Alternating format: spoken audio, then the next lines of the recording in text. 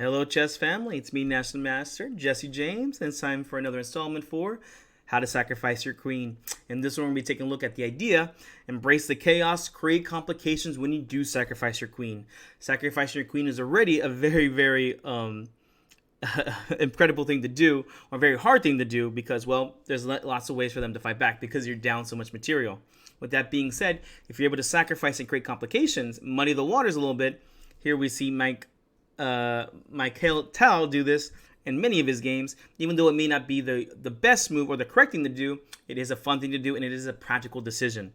Let's see how it's done by one of the true masters of sacrificing, of queen sacrifices, Tal. Here we go. E4, C5, knight of 3, pawn to D6, D4, C takes, knight of 6, knight C3, and here we get to see the opening. Here A6 got played, the Nadjorf Sicilian. Bishop G5, main line here. Pawn to E6, pawn to F4, Bishop E7, Queen F3. One of the main lines here. Fischer used to play this all the time, and, well, Tal was no slouch either. He's going to play these very aggressive lines too. Queen C7, castles queenside. Knight B to D7, Bishop E2. A nice move here, holding off on the H5 idea. A lot of people will play the Bishop D3 these days, but Bishop E2 was the main line back then. Pawn to H6 to attack the bishop. Bishop back to H4. Pawn to B5, and then here is the idea about sacrificing the queen. Here we go. We started with pawn to E5 here for a double attack. And, well, most Sicilian players as black here know what to do. You play bishop to B7 with the idea, well, the idea for white was a double attack the knight and also attacking on the rook over here on A8. So bishop B7 gets played, and it looks like black is just going to be winning a pawn because after the queen moves away, pawn takes on E5. I think you guys know what the move here is, right? White to move, create complications. What does Tal do? He's going to make it happen. Pawn takes on F6. It's also a good idea to prepare these ideas, and this is one of those positions that you can definitely prepare for. Again, it may not be the best move, but this is a way to play to get the advantage. If you know more than your opponent, that's all preparation is. In fact, in this position right here, the only move here for black to actually play is bishop takes on F3. I mean, what else do you play? You're just going to be down an extra piece here. So bishop takes on F3, bishop takes on F3, and here the double attack. Here you should at least be getting two pieces for your queen sacrifice, and that's going to happen here. Here we're attacking the rook, here we're attacking the bishop. Pawn to D5 got played, and then here a nice idea. Well, gosh, okay, well, we'll go ahead and let you guys take a guess. What is the move here for white? I'll give you a hint. It was not F takes on E7 here. It is a move, but not the best one. What do you play here? All right, hopefully you found it. It's this amazing knight takes on E6. Who found this one?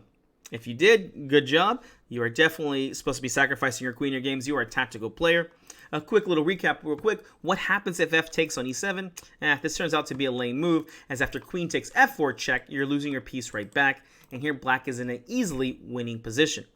But after knight takes on E6, pawn takes, here hopefully you see the idea, bishop H5 check, G6. You have to do this to create an escape square. If you do try to move your king, it's going to get pretty bad here. King to D8, F takes on E7 check, king C8, and now just rook D4, and you're just going to be holding the position here. Here white has a distinct advantage here because next what will happen is we're going to be making a queen very soon. Something like king B7, rook E1, and white just has too much compensation here, and the position is going to be falling pretty soon. So here, and then you could play the king to F8, but now you lose the bishop in check. So F takes on E7 check, king to G8, and again, you can make your queen here for it. All right, so G6 got played here. Bishop takes on G6, king F8, pawn takes, and king G7. And this was the best reason why we're supposed to play the pawn to G6. We're supposed to give the escape square of king to G7 and not allow them to make the queen without us being able to capture. Now, of course, you can make a queen here, but it's not the best. Keep making threats here. And here, well, the best move by Tal, of course. Bishop to G3 here. A nice move here. Of course, now the bishop is taboo. And here we're placing a discovery idea. Here, black went ahead and played knight to F6. Another big thing to mention is, okay, we did already mention that sacrificing a queen, you should definitely look for complications. You should definitely know the position pretty well. Another good thing to know is, well, whenever you're attacking, like we are right now, because we sacrifice our queen, it's always going to be a little bit easier. Your opponent is psychologically off balance, and they're trying to hold the position, depending how strong they are psychologically. Here, there's so much moves to play and so many things that can happen. It's very hard to defend these kind of positions. Knight f6 got played, which makes sense. He's trying to guard the e8 square. Again, if you had taken on g6, simple chess, f5 check, you win the queen, and you're just going to be up an extra piece in this game. So knight f6 got played. Let's keep making threats. Rook he1, developing the rook and looking to win these pawns over here. Black played pawn to b4, which makes sense. This knight's very well placed, and with the pawns falling over here, d5 can become a bit weak here. And here, well, it seems like he just can't get enough of this. Rook takes on e6. Not the best move, but again, if you look down below, you'll see the quote. Whenever you're playing these kind of positions, you must take your opponent into a deep dark forest where 2 + 2 is 5. And the path leading out is only wide enough for one person to play. And, well, Tal did that magnificently here. Of course, you play something average here like knight to a4. Here you're allowing your opponent to create some defense here. Queen c6, attacking the knight, but the real idea is to defend the pawn. Now here, like I said, there was this was a winning position here for black, but winning in these kind of positions requires a lot of talent and a lot of hard work. Pawn takes on c3. The best way to beat a gambit is to accept it. Pawn to f5, attacking the queen. Queen to b7, a nice move here, threatening to checkmate.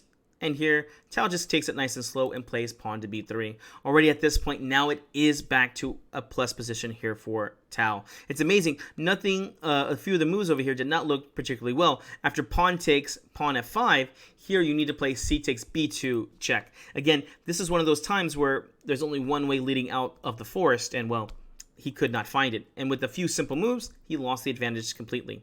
f5, and here pawn went to b3. Queen to d7, and now simple chess, pin it and win it. Bishop b5, and here there's no good way to defend this knight over here. So black does one of his resources. Remember, when you do these kind of sacrifices, you should always be thinking about the sack back. And, well, this is it. Fortunately for Tal, he understands this idea and has already calculated the winning endgame here.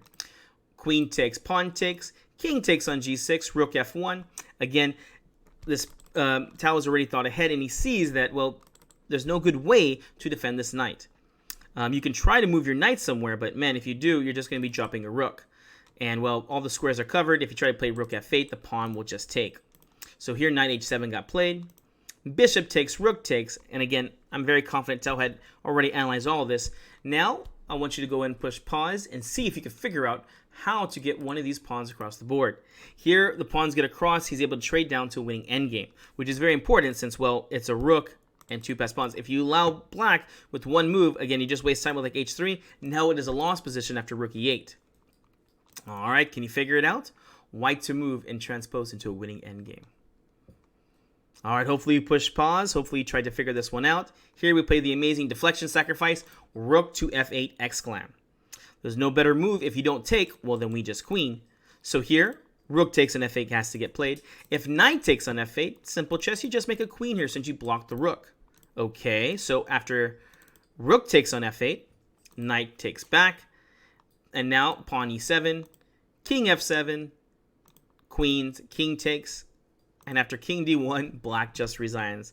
A beautiful, beautiful ending. Again, if you want to be a very good chess player, you cannot, especially an attacking player, you can only be good at attacking, but you must know your endgame as well, because a lot of times your opponent will let you checkmate them, but they will transpose into losing endgames. And here this endgame is very simple here for white. He has an extra passed pawn over here, meaning he's going to win, and so the king will just run over here when win one of these pawns real quick, and then start pushing. By the time black ever even thinks about getting over here, it's just going to be too late, and yep, the game will be over. All right, guys, hope you enjoyed this one. Remember rule number 2, embrace the chaos, make complications. Don't sacrifice if you don't have at least some complications in the position. We'll see you in the next video. Bye.